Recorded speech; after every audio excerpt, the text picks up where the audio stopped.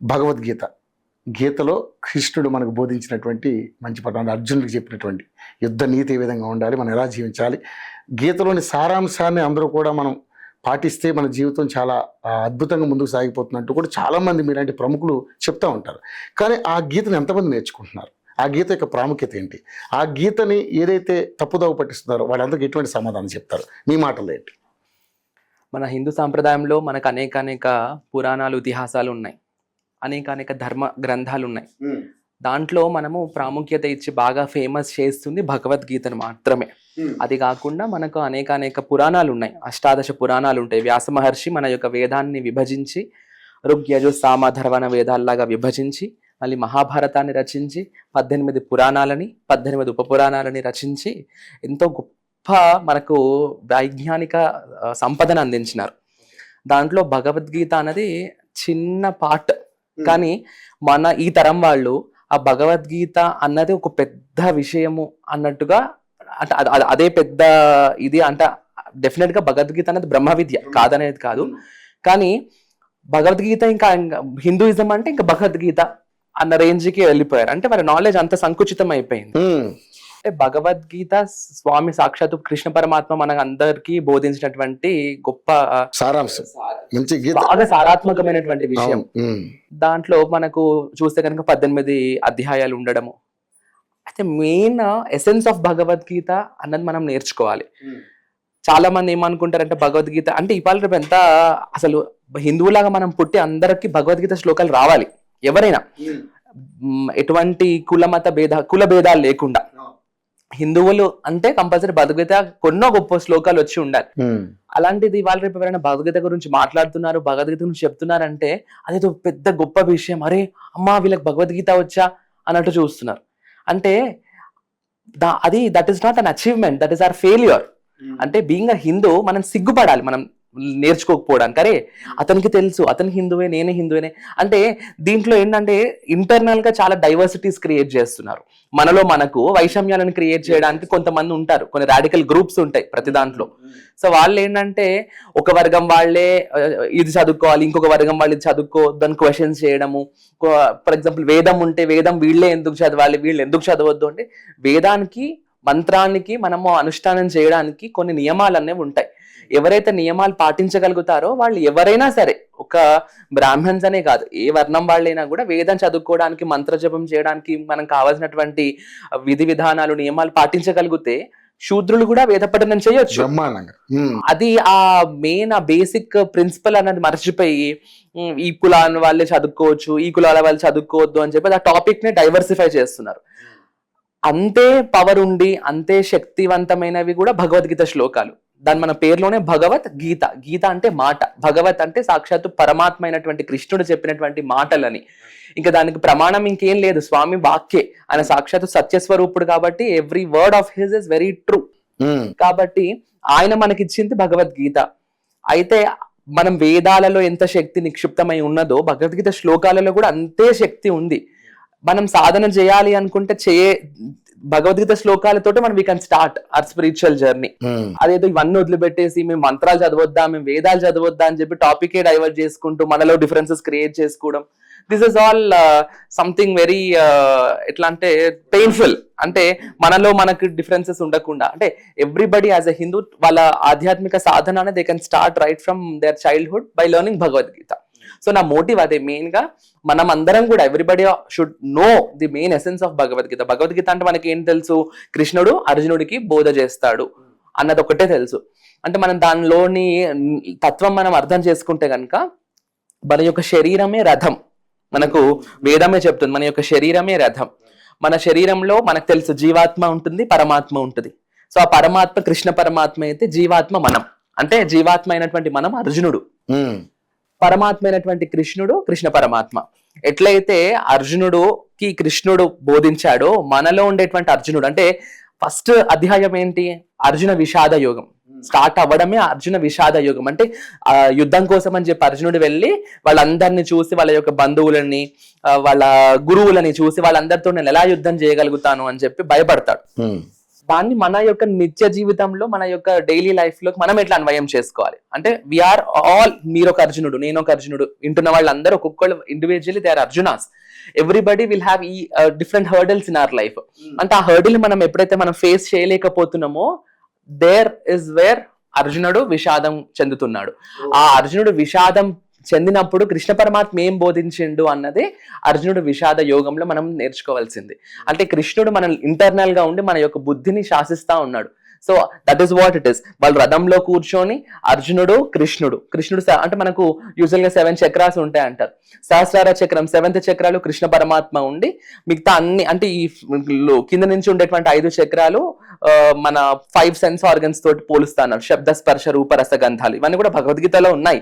So మనం what we see, what we smell, what we taste, what we listen and what we touch is what is the 5 basic chakras. మూలాధారం, స్వాదిష్టానం, మణిపూరం, అనాహతం, విశుద్ధి. ఇవన్నిటిని control చేసేటువంటి మనస్సు ఆజ్ఞా చక్రం. ఈ 6టిని కంట్రోల్ చేసేది సహస్రారం. సో ఆ సహస్రారంలో ఇన్నింటిని కంట్రోల్ చేసేటువంటి కృష్ణుడు కూర్చొని మన యొక్క మనస్సుని, మన యొక్క బుద్ధిని, మన యొక్క ఇంద్రియాలన్నిటిని కూడా కంట్రోల్ చేస్తున్నాడు. So that is what it is. Bhagavad Gita శ్లోకాలు మనం నేర్చుకోవడం వల్ల ఏమవుతుంది అంటే Krishna will take complete control of your life. Swami చెప్పాడు కదా, అనన్యాశ్చింత ఎంతో మాం ఏ జనాహ పర్యుపాసతే తేషాం నిత్యాభియుక్తానాం యోగక్షేమం వహామ్యహం అన్నాడు స్వామి. అంటే అనన్యమైనటువంటి చింతనతోటి స్వామే సర్వస్వం అని భావించి ఆయన్నే సర్వస్వ శరణాగతి ఎవరైతే అవుతారో అటువంటి వాళ్ళ యొక్క యోగము క్షేమం నేనే చూసుకుంటానని ప్రతిజ్ఞ చేశాడు స్వామి. సో మనం మనుషుల్లాగా ఇచ్చిన మాట తప్పేటువంటి వాడు కాదు కృష్ణుడు. సో కంపల్సరీ ఆ యోగము క్షేమము ఈ 2 కూడా స్వామి చేతిలో ఉంటే మన లైఫ్ లో ఇంకా కావాల్సింది ఏం లేదు. సో అట్లాంటి లైఫ్స్ ఎప్పుడు కూడా ఫుల్ఫిల్డ్ లైఫ్స్ ఉంటాయి. అంటే దేనికి కూడా లోటుపాట్లు లేని. ఇప్పుడు గట్టిగా బాగున్నారా అంటే బాగున్నాము అంటాం, గట్టిగా కూర్చొని నిజంగా బాగున్నారా అంటే అప్పుడు నిజంగా కష్టాలు ఒక్కొక్కరు చెప్తా ఉంటారు. సో అట్లా భగవద్గీత ఎప్పుడైతే మనకు ఆ తత్వం ఎప్పుడైతే మనం అర్థం చేసుకోవడానికి ప్రయత్నిస్తామో definitely our life becomes blissful. అసలు ఎలా మనం బ్రతకాలి, ఎలా మన యొక్క చుట్టూతో ఆ యుద్ధంలో ఉండే చుట్టూతో ఉన్న వాళ్ళే మన యొక్క చుట్టూతో ఉండేటువంటి మనుషులు. So every character of Bhagavad Gita రిసెంబల్స్ the characters in our life. మనం చుట్టూతో ఉన్న వాళ్ళు కొంతమంది మనతో మంచిగా ఉంటారు, కొంతమంది చెడగా ఉంటారు. సో వాళ్ళతో మనం ఇన్ఫ్లుయెన్స్ అవుతా ఉంటాం. వాళ్ళతో అయ్యే ఘర్షణనే కృష్ణుడు కురుక్షేత్రంలో, మన అర్జునుడు కురుక్షేత్రంలో చేసేటువంటి యుద్ధం. ప్రపంచమే ఒక కురుక్షేత్రం. అర్జునుడు మనల్ని శాసించేది కృష్ణ పరమాత్మ. So Bhagavad Gita is completely our life. Okay. So Bhagavad Gita completely our life అన్నారు కదా, ఎంతమంది లైఫ్ లో ఉంది భగవద్గీత? అందరి లైఫ్ లో ఉంది. Realization is what is important.